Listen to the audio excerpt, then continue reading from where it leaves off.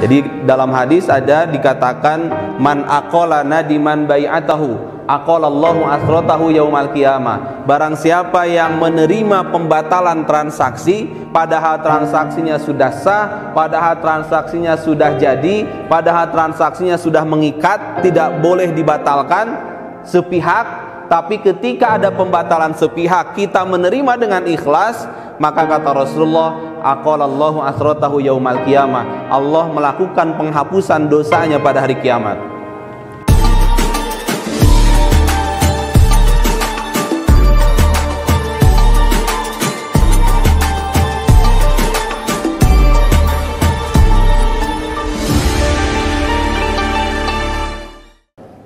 Jadi dalam hadis ada dikatakan man aqala nadiman bai'atahu aqalallahu asratahu yaumal qiyamah. Barang siapa yang menerima pembatalan transaksi padahal transaksinya sudah sah, padahal transaksinya sudah jadi, padahal transaksinya sudah mengikat, tidak boleh dibatalkan sepihak, tapi ketika ada pembatalan sepihak kita menerima dengan ikhlas, maka kata Rasulullah, aqalallahu asratahu yaumal qiyamah, Allah melakukan penghapusan dosanya pada hari kiamat. Tuh kan rawas lamun paham syariat mah aya transaksi nu batal ge teu kudu jadi gelo gitu ya. Teu kudu jadi stres. Kamari misalkan tos masuk 200 pesanan, 300 pesanan, 1 box pesanan, 2 box pesanan, ternyata corona kan, siapa yang tahu? Ternyata ada suatu kejadian yang mengharuskan pembelinya untuk membatalkan transaksi dengan kita. Ketika kita menerima, meskipun profitnya nanti hilang, labanya menghilang, tapi Allah tetapkan berupa penghapusan dosa. Mending mana? Mending profit, mending dihapus dosa? Dua nana tanya. Orang memilihna kadinya wae pasti. Mending dua nana. Dihapus dosanya, untungnya itunya. Tapi andai kata hal itu ditubrukkan, profit harus hilang, maka tentu kita akan lebih memilih magfirah, akan lebih memilih penghapusan dosa daripada hanya sekedar profit 100 juta, 200 juta, 300 juta, bahkan miliaran, triliunan sekalipun, seorang muslim tentu akan lebih memilih magfirah dibandingkan profit dunia. Lawasnya nyari osma itu. Awas nyarios mah gitu. Batalkeun we, Allah lagi menghapus dosa kita. Tapi ketika itu jadi pegangan, insya Allah basic bisnis kita akan menjadi lebih kuat. Karena bisnis kita basicnya adalah akidah dan keyakinan kita kepada Allah Subhanahu wa ta'ala. Termasuk baru hiar majlis. Hiar majlis mada memang berhak dua anak ge kanggo batal gitu. Anu teu batal, anu teu boleh dibatalkeun terus urang ditarima wae oge, urang narima, maka Allah memberikan kompensasi terbaik berupa penghapusan dosa. Khiyar yang kedua, khiyar syarat. Khiyar syarat itu ketika jual beli ada syarat tertentu dan disepakati oleh kedua belah pihak, maka kedua belah pihak tersebut ada hak khiyar dengan syarat tersebut. Kata Rasulullah, al-muslimuna ala syurutihim, orang muslim itu terikat dengan syarat-syarat yang mereka sepakati, kecuali syarat yang mengharamkan yang halal atau menghalalkan yang haram. Nanti ada syarat-syaratnya, nggak boleh syarat batil, syaratnya harus syarat yang dibolehkan. Misalkan Kang Abi peser ayeuna tapi nyuhunkeun waktu saminggu kanggo berdiskusi dengan keluarga, tapi ek diacisan ayeuna sadayana gitu, ek dibayar ayeuna, tapi andai kata dalam waktu seminggu tersebut sim kuring ngabatalkeun wiosnya, maka cek pembeli penjualna oh nya mangga, maka itu khiyar syarat. Yang ketiga, khiyar aib. Khiyar aib mah seorang pembeli atau seorang penjual boleh membatalkan transaksinya andai kata ternyata ditemukan aib, ditemukan cacat barang atau cacat bayar. Kalau dari sisi penjual gitu ya, khiyar aib. Karena Rasulullah mengatakan al-muslimu akhul muslim, seorang muslim itu saudara bagi muslim yang lainnya. Maka janganlah kalian menjual barang yang ada aibnya, yang cacatnya diketahui secara pasti. Al muslimu akhul muslim. Seorang muslim adalah saudara bagi muslim yang lainnya. Maka tidak boleh menjual barang fihi aibun, yang ada aibnya. Andai kata ada aibnya, maka baik si pembeli atau si penjual boleh untuk membatalkan akadnya, membatalkan jual belinya, meskipun sudah keluar dari majlis, meskipun tidak ada syarat di awal. Boleh batal. Ternyata ketika beli teh gening barangna bolong, gening barangna kalau online teh nggak sesuai dengan gambar dan deskripsi produk misalkan. Ini penting. Ketika kita jual beli online, pastikan deskripsi produknya dijelaskan secara detail. Mun baju biasana bahannya karena sudah diketahui ya ukurannya dan sebagainya harus secara detail. Karena ketika tidak detail, ada aib, si pembeli boleh untuk membatalkan transaksinya, meskipun sudah tidak satu majlis, meskipun tidak ada syarat sebelumnya, meskipun tidak ada syarat, ada aib. Karena orang muslim itu dilarang untuk menjual barang cacat. Ari jual beli rongsok cenah kumaha Ustaz? Cenah kan eta barang cacat. Boleh nggak jual beli rongsok? Boleh, karena ya dari awal sudah diketahui kan jenis barang yang dijual belikan adalah barang rongsok gitu. Bukan berarti aib, kecuali barang rongsokna aya aiban gitu ya. Geus rongsok aya aibna gitu. Jadi itu khiyar aib. Jadi ketika ada aib boleh. Dan kita dilarang selaku muslim untuk menjual barang cacat hatta bayyanahu lahu, sehingga kita jelaskan kecacatannya. Jadi gak boleh andai kata misalkan nanti ibu bapak lagi musim rame jualan, ternyata barang cacatnya dinaikkan ke etalase untuk dijual di harga yang normal, untuk disatukan bersama barang-barang yang normal. Mukena nu ieu cacat, gamis ieu cacat, ternyata pas bulan Rajab, bulan Ramadan taikeun we ka karyawan teh kana etalase saruakeun da moal dipulah pilih ke usum kieu mah. Insyaallah payu, itu haram. Barang harta yang kita dapatkan dari proses itu adalah harta yang haram. Tapi Ustaz pan ieu kudu kajual, kumaha carana? Bayyanahu lahu. Terangkan kecacatannya atau minimal pisahkan di etalase. Ini barang BS misalkan. Ini barang yang rusak sedikit-sedikit misalkan. Tapi juga jangan ditutupi dengan diskon. Ya. Barang BS tapi di diana diskon 50%, itu kan menipu juga. Kita menjual barang cacat dengan bahasa diskon 50%. Kalau begini boleh, barang spesial harga sekian. Spesialna kunaon? Aya bolongan gitunya. Itu kan spesial. Aya bolongan, salah jahit, kancingna dibalik dan sebagainya gitu. Cacat produksi, misalkan cacat produksi jual di harga bawah, itu boleh, silahkan. Karena kita tidak sedang menipu. Karena ketika ada penipuan, hancur kita, bisnis kita tidak akan pernah dibarokahi oleh Allah Subhanahu wa ta'ala. Apalagi jadi magfirah, barokah gente gitu. Nah, itu khiyar yang harus diketahui bersama, baik oleh penjual atau pembeli. Dan ini hukum yang melekat pada proses jual beli. Ada khiyar, boleh memilih untuk lanjut atau memilih untuk cut gitu, untuk batal. Kembali lagi ke sini. Jual beli dari sisi alat bayar, ada jual beli muqayyadah. Muqayyadah itu barter. Boleh atau tidak barter? Boleh. Tapi nanti dalam barter hati-hati, ada barter yang khusus. Kalau barternya harta ribawi, amwal ribawiyah, itu ada ketentuan khusus. Apa harta ribawiyah itu? Adzahab bidzahab, emas, wal fiddah bil fiddah, perak, wa tamar bitamar, kurma, terus wasyairu bisyair, gandum, wal bur bil burri, biji gandum, wal milhu, garam. Jadi 6 komoditas barang ribawi kalau dibarterkan itu ada ketentuan khusus. kurma dibarter dengan kurma, maka syaratnya harus tunai dan harus 1 takaran.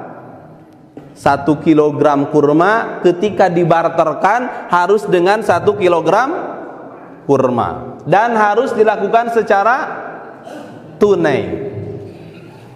Karena kalau tidak demikian, kata Rasulullah, ainur riba, ainur riba. Itu adalah riba, itu adalah riba. Kasus ini terjadi ketika Bilal menghadiahi kurma barni kepada Rasulullah. Kurma barni itu kurma yang agak baik kualitasnya. Maka Rasul bertanya kepada Bilal, Bilal, kamu dapat dari mana kurma barni ini? Maka Bilal menjawab, hasil menukarkan 2 sok kurma yang jelek dengan 1 sok ini, dibarter 2 sok ke 1 sok. Atau misalkan dalam hitungan kita gampangnya 2 kilo jadi 1 kilo. Korma bututna 2 kilo, korma sayana 1 kilo. Maka kata Rasul, ainur riba, ainur riba. Ulah gigituan riba eta teh. Karena yang dibarterkan adalah amwal ribawiyat, harta ribawi. Terus kumaha tuh sawar Rasulullah, jual heula engke beulikeun kana korma nu alus. Ya. Meskipun nanti ketika dijual heula terus dibelikan karena korma, angger 2 kilo dijual jadi 1 kilo korma. Hasil akhirnya pasti bakal seperti itu. Ya. Hasil akhirnya mah gitu-gitu kene. Tapi proses yang berbeda di belakang akan menyebabkan hasilnya secara hukum akan berbeda. 1 kilogram yang dihasilkan dari pertukaran antara 2 kilo dengan 1 kilogram kurma dihukumi oleh riba oleh Rasulullah. Tapi ketika 2 kilo kurma dijual heula terus dibelikan karena korma, meskipun jadi 1 kilogram kurma yang sama, itu menjadi halal. Maka ini penting untuk memahami kunaon sih aya syariah, kunaon sih aya konvensional gitu. Karena kadangkala yang membedakan syariah dan konvensional itu bukan dari sisi akhir, bukan dari outputnya, kita katakan. Karena kadangkala proses dan outputnya itu berbeda. Outputnya sami, tapi proses di belakang layar untuk menghasilkan output yang sama itu berbeda. Kunaon atau jual beli dihukumi beda jeung riba, padahal kan secara logika hampir sama bunya. Ya, jual beli ya riba. Kata Rasulullah, kata Allah, wa ahalallahul bai' wa harrama riba. Nu ieu halal, nu ieu haram. Tapi orang kafir mengatakan innamal bai'u mislur riba.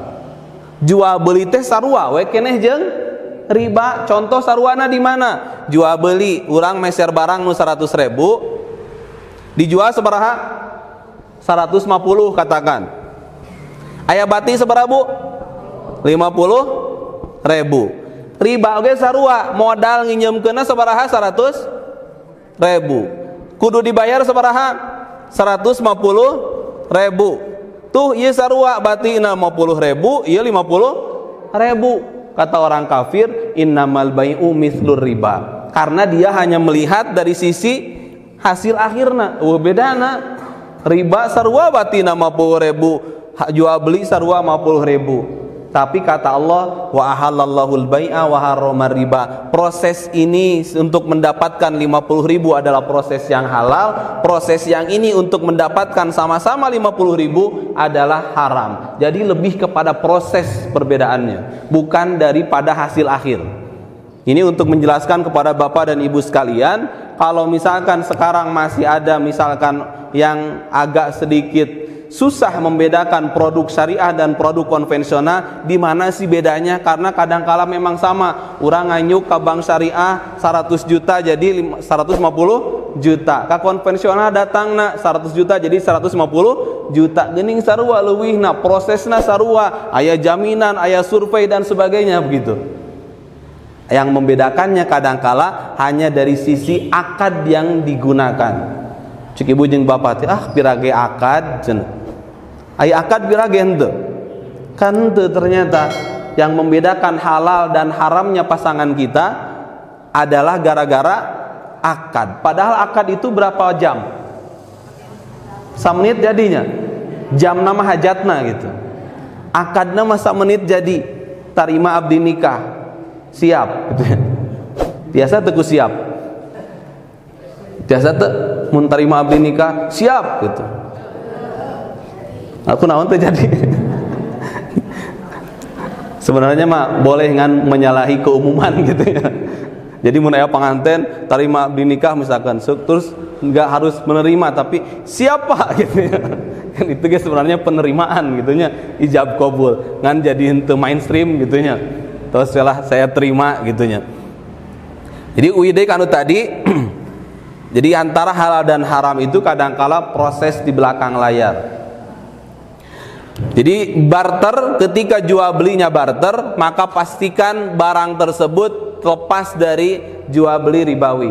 Maka nanti meskipun di sini ada pro kontra secara fikih, contoh misalkan dalam hal jual beli emas, nah itu akan terjadi perbedaan secara fikih. Ada yang mengatakan bahwa emas itu adalah harta ribawi hari ini, maka jual belinya harus tunai, tidak boleh ada kredit. Tapi fatwa Dewan Syariah Nasional MUI masih membolehkan berdasarkan argumentasi yang nanti dibawakan. Ini mah lebih kepada pendapat-pendapat fikih gitu ya. Kalau barter barang ribawi, hati-hati, ada ketentuan khusus. Tapi lamun nu dibarterna barang yang non ribawi, bebas. Maka nanti ada pertanyaan, kalau beras gimana itu? Beras raskin 10 kilo dibarter dengan 2 kilo beras yang normal. Boleh atau tidak? Karena nanti beras itu dikiaskan dengan harta ribawi, gandum sama-sama makanan pokok gitu. Maka hati-hati, jangan dibarter, mending dijual baru kemudian dibelikan. Sebagaimana tadi kasus Bilal dengan kurmanya. Jadi ulah bewe jang abi ieu tak, ulah jangan digitukan. Karena yang dibarterkan adalah amwal ribawiyat, pengembangan dari harta ribawi.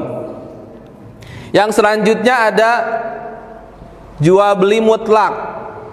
Jual beli mutlak mah bayarnya dengan uang. Kalau ini barang dengan barang, kalau ini barang dengan uang, alat bayarnya uang, hukumnya boleh karena keumumannya di sini kan prakteknya. Selanjutnya alat bayar selanjutnya adalah jual beli sorof. Kalau barter barang dengan barang, kalau sorof uang dengan uang. Boleh nggak uang dengan uang? Boleh, tapi ada ketentuannya. Karena uang itu adalah harta ribawi, maka ada ketentuannya. Ketentuannya seperti apa? Ketika dolar dengan dolar, harus $1 ditukar dengan $1. Rupiah dengan rupiah, 100.000 ditukar dengan 100.000. Maka dari itu para ulama mengharamkan 100.000 ditukar dengan 90.000. Karena ibaratnya tadi kurma 2 sok ditukar dengan 1 sok, karena uang itu harta ribawi dan harus tunai. Ceu nukeran artos lah 100.000 ku receh, ieu aya ge 80.000 tah, jasana 10.000 nggak boleh, itu riba. Penukaran uang itu harus satu nilai dan harus kontan. Kalau berbeda jenis uangnya, boleh tidak satu nilai tapi harus kontan. Contoh, $1 ditukar ke rupiah jadi berapa? Jadi 14 ribuannya. Ari dolar na hiji ditukar dengan 14 ribu, itu kan beda secara nilai. Tapi boleh, karena ibarat menukar emas dengan perak. Kalau menukar emas dengan perak, emasnya 1 gram, peraknya misalkan 20 gram, boleh. Dan tidak sejenis, tapi masih dalam satu riba, harta riba. Tapi harus tunai, mengharuskan tunai. Maka dari itu penukaran uang, money changer itu kan harus tunai. Gak boleh yang tidak tunai. Para ulama sepakat tidak boleh, tidak ada yang tunai ketika tukar menukar uang. dolar dengan rupiah dengan real, boleh ditukarkan, tapi harus tunai, cerung-cereng bahasa kitanya gitu. Tidak boleh ada penundaan penyerahan, karena kalau ada penundaan penyerahan itu terkategorikan juga sebagai riba.